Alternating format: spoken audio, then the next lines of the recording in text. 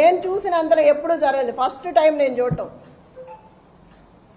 ఇట్లా ఉంటుందా అని ఇప్పుడే చూసా. నేను ఇన్ని సంవత్సరాల్లో ఎప్పుడు కూడా చూడలేదు. నేను నా భర్త ఇన్ని ఎలక్షన్స్లో ఉన్నప్పుడు కూడా ఇలాంటిది ఎక్కడా వినపడలే. నేను స్టేట్లో ఉన్న ఆకు రౌడీలు మొత్తం తీసుకొచ్చి పెట్టుకున్నారు.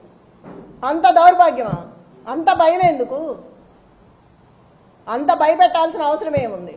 దయచేసి మళ్ళీ చెప్తున్నా, ఓటు హక్కు వినియోగించుకోండి. బయటకు వచ్చి ఇట్లాగే ఉంటే మళ్ళీ రేపు ఈ గోండా రాజ్యమే ఉంటుంది. మీరు కనుక పార్టీని గెలిపించుకుంటే రేపు మీకు అండగా ఉంటుంది.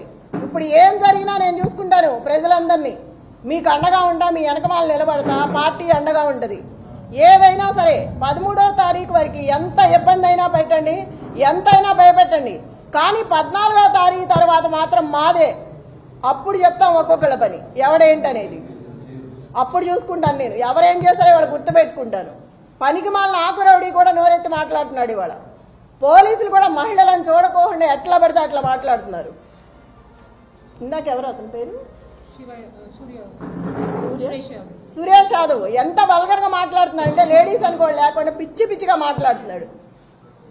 ఎన్నికల కమిషనర్కి నేను ఒక్కడే విజ్ఞప్తి చేసుకుంటున్నాను. ఒక మహిళగా మిమ్మల్ని అడుగుతున్నా. నేను ఎంత చేస్తుంటే కూడా మీరు చూస్తూ కూడా ఊరుకున్నారు.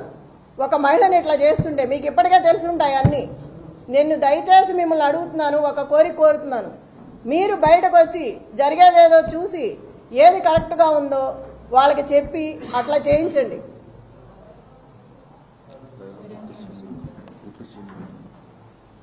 ఈ బట్టి విక్రమార్క మొత్తం జూబ్లీ హిల్స్ అంతా రౌండ్లు వేస్తున్నాడు. అవసరం ఏంటి? ఎమ్మెల్యే ఎవరు పేరిందా కూర్చొని ఉన్నాడు టేబుల్ దగ్గర? ఐలయ్య. అతనికి ఏం పని టేబుల్ దగ్గర? చిటీలు ఇవ్వడం అవన్నీ అతనికి ఏం అవసరం? అసలుకి వీళ్ళందరూ రావాల్సిన అవసరం ఏంటి?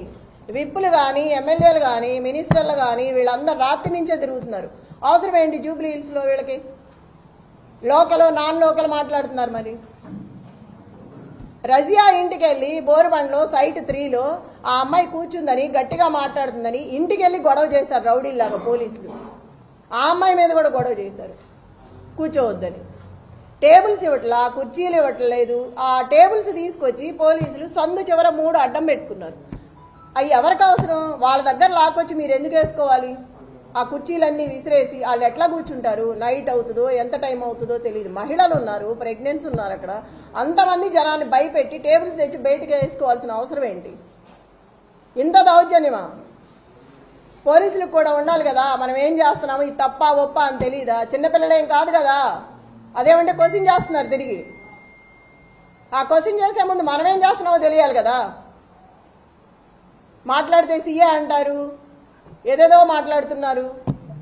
నాన్నే భయపెడుతున్నారు వెళ్తుంటే. అంత 30 మంది 50 మంది 100 మంది పెరుగుతూనే వస్తున్నారు కానీ తగ్గట్లేదు.